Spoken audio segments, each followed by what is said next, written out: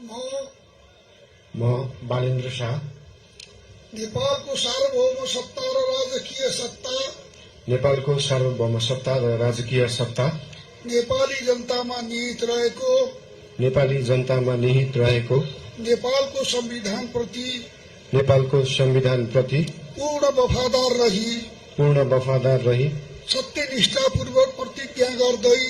सत्यनिष्ठापूर्वक प्रतिज्ञा गर्दै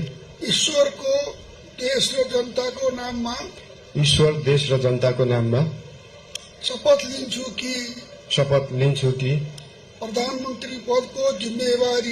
प्रधानमन्त्री पदको जिम्मेवारी प्रचलित कानूनको पालना गरी मुलुक र जनताको भलो चिताई कसैको डर नमानी